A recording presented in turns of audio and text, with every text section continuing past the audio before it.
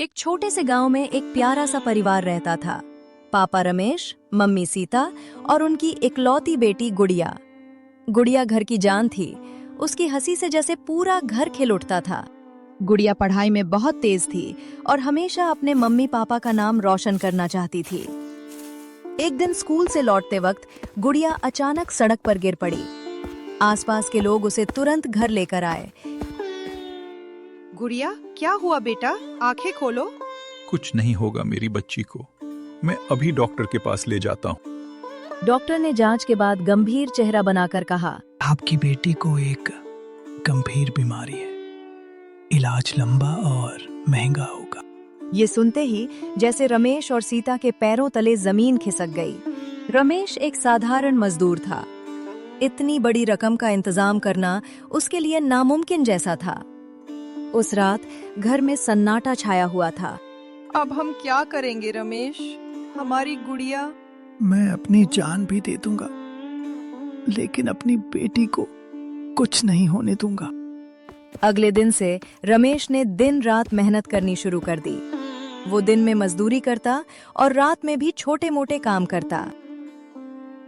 गुड़िया बिस्तर पर लेटी सब कुछ देख रही थी।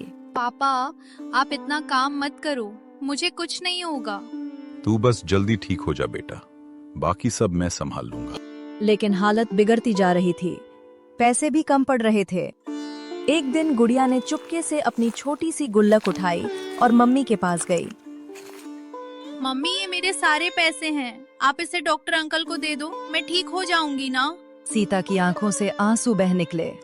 बेटा, तेरे ये पैसे हमारे लिए सबसे बड़े हैं, तू जरूर ठीक होगी।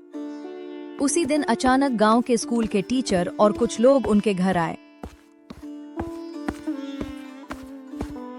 रमेश जी, गुड़िया बहुत होनहार बच्ची है। हमने गांव में चंदा इकट्ठा किया है, ये पैसे उसके इलाज के लिए हैं।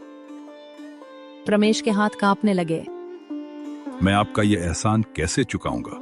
ये एहसान नहीं, ये हमारी जिम्मेदारी है। इलाज शुरू हुआ। दिन बीतते गए और एक दिन डॉक्टर मुस्कुराते हुए बाहर आए।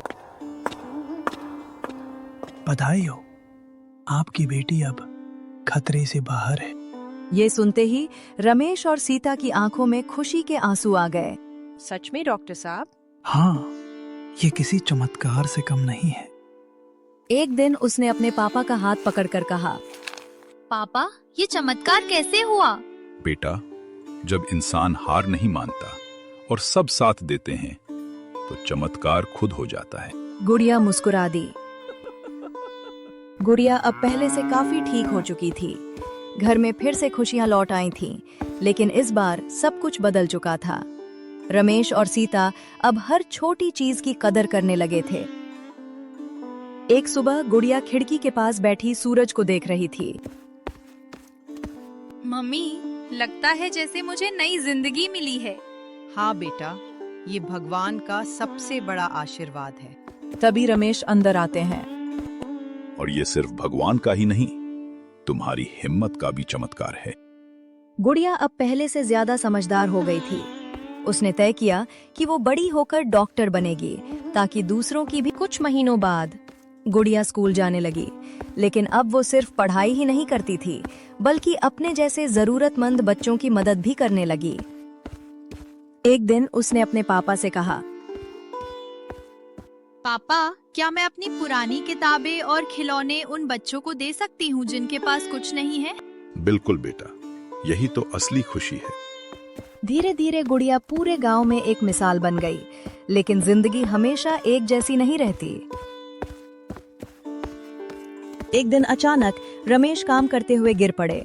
उन्हें तुरंत अस्पताल ले जाया गया। डॉक्टर साहब, मेरे पति को क्या हुआ? इन्हें दिल का दौरा पड़ा है, हालत गंभीर है। ये सुनते ही गुड़िया के चेहरे का रंग उड़ गया। नहीं, पापा को कुछ नहीं हो सकता। अब हालात उल्टे हो गए थे। जिस पिता ने बेटी के लिए सब कुछ किया था, अब वही जिंदगी और मौत के बीच लड़ रहा था। गुड़िया ने अपने आंसू पोंछे और मम्मी का हाथ थाम लिया। मम्मी, अब हमारी बारी है, हम पापा को कुछ नहीं होने देंगे। लेकिन इलाज के लिए फिर से पैसों की जरूरत थी। गुड़िया ने इस बार हार नहीं मानी। वह पूरे गांव में गई, लोगों से मदद मांगी। मेरे पापा ने मेरी जान बचाने के लिए सब कुछ किया था, अब मुझे उनकी जान बचानी है। क्या आप मेरी मदद करेंगे? गांव वाले फिर एक बार एकजुट हो गए। बेटा, तेरे पापा ने कभी किसी को मना नहीं किया, आज हम भी तुझे मना नहीं करेंगे। इलाज शुरू हुआ। दिन रात की दुआएं चलती रहीं। एक रात गुड़िया अस्पताल के बाहर बैठी भगवान से प्रार्थना कर रही थी। भगवान, आपने मुझे बचाया था, अब मेरे पापा को भी बचा लो। मैं वादा करती हूँ कि हमेशा दूसरों की मदद करूंगी। कुछ देर बाद डॉक्टर बाहर आए। घबराइए मत, ऑपरेशन सफल रहा। सीता और गुड़िया की आंखों में खुशी के आंसू आ गए। धन्यवाद डॉक्टर साहब। मैंने कहा था ना मम्मी, चमत्कार फिर होगा। कुछ दिनों बाद रमेश पूरी तरह ठीक हो गए।